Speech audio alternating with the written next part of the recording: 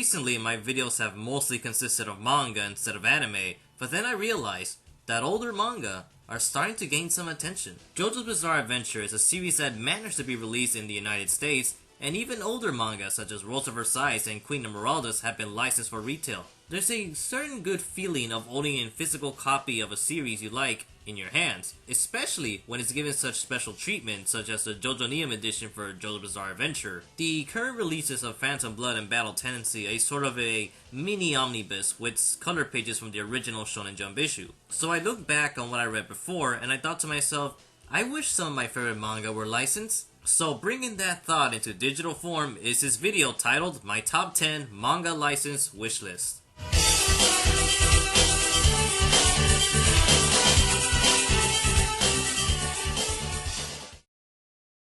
We're all familiar with the Western genre with gunslinging cowboys, but imagine a Western that blends itself with another genre. There's a manga where Western meets fantasy, as gunslingers use magic bullets capable of various uses.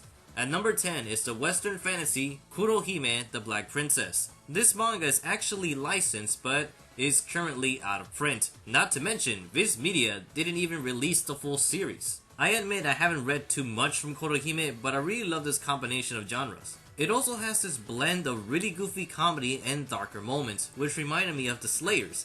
Actually, Kurohime herself makes me think of a combination of Mikami Reiko and Lina Inverse. In summary, the story is about Kurohime and Zero trying to lift the curse that transforms Kurohime into a weak child. But her personality can range from very humorous to very ambitious, which is complemented with very provocative imagery. So yeah, she's womanly.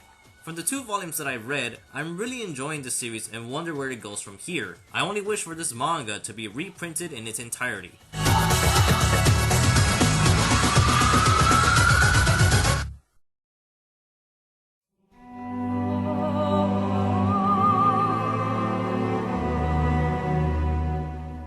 Like the previous entry, number 9 is another manga that is licensed but is out of print, being the medical drama from Osamu Tezuka, Blackjack. You may have heard of the recent Young Blackjack that is set to premiere in the fall, but I have doubts on its quality due to its by shonen visuals and being set before Blackjack is, well, before he's Dr. Blackjack. The stories are often episodic, each filled with unique dilemmas, and not just the medical room, but it's more of a social commentary on society, war, and the preservation of life. One of my favorite pieces of music is called The Polaris from the Blackjack TV OST, because the song can be used in either when things are looking hopeful or when a patient becomes deceased. For the longest time, Blackjack has been one of my favorite series despite being interpreted in many forms. For example, the Blackjack OVA is a seinen approach to the series, while Blackjack TV and Blackjack 21 follow the episodic stories from the manga, but also includes a very cartoony art design, which I like. However, only this year of 2015 is when I started to read the manga version of Blackjack.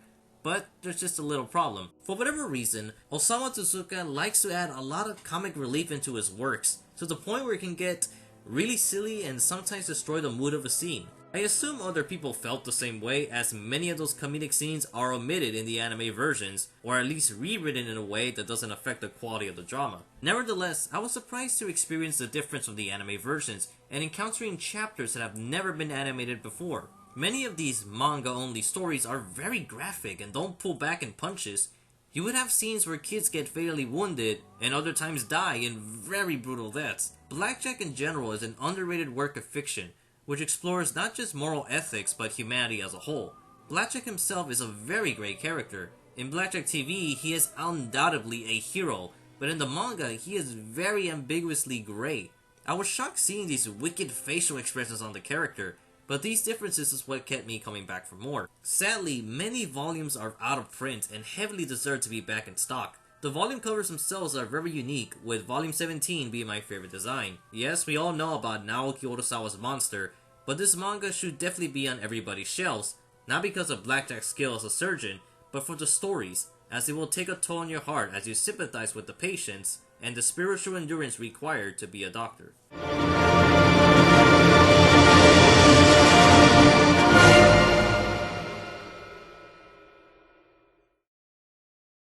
We're all familiar with the 7 Deadly Sins by Suzuki Nakaba, But let's talk about the manly Kongo Bancho! I already said a lot with this series, especially with my top 20 most manly anime characters list.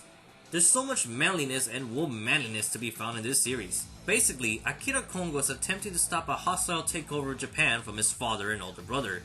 The gimmick of this battle shonen are bancho, which are basically delinquents sporting a badass school uniform complete with muscles and over the fucking top action. Everything is manly. Little girls are womanly, androids are manly, super robots are manly, sharks are manly, even cows are manly. It fucking eats bears! The characters are easily the highlight of the series.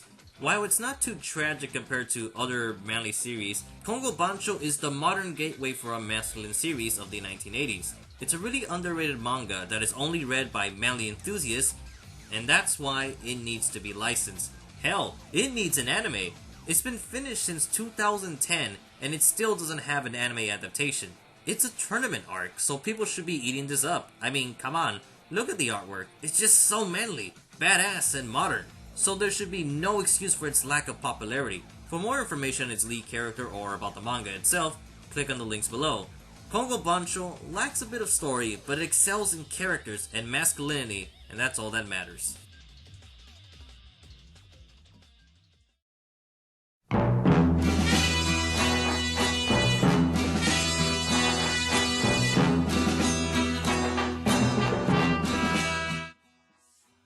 Number 7 is a series which I prefer the anime. However, I believe the manga may interest people who don't like to watch older anime. The series I'm referring to is Ashita no Joe, or its various other titles. The story is about a wandering orphan named Yabuki Joe, who gets sent to juvie and decides to learn boxing to beat up his rival, Doro Rikishi. But as Joe gets older, he starts to mature into a better person worthy of respect.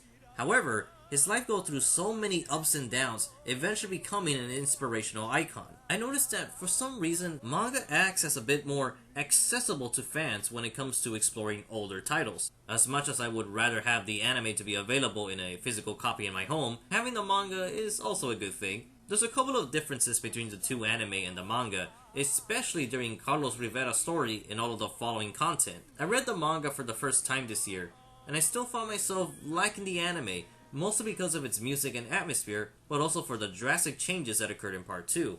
I personally find the manga to be a bit inferior towards the anime, but my opinion shouldn't stop people from reading it if that's what they want to do. The age of the story is one that should be part of every manga collector's collection, since it's from 1968 and ended in 1973. Both the anime and manga shook Japan, with delivering real funerals for the deceased characters, and has forever left its mark in manga and anime history. If you ever see this pose in an anime, it's from Ashita no Joe's most iconic and unforgettable scene.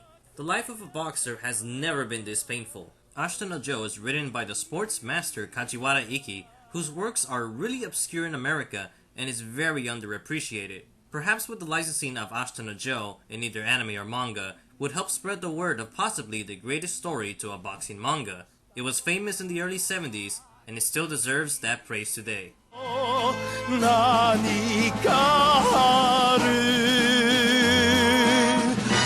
明日はどっちだ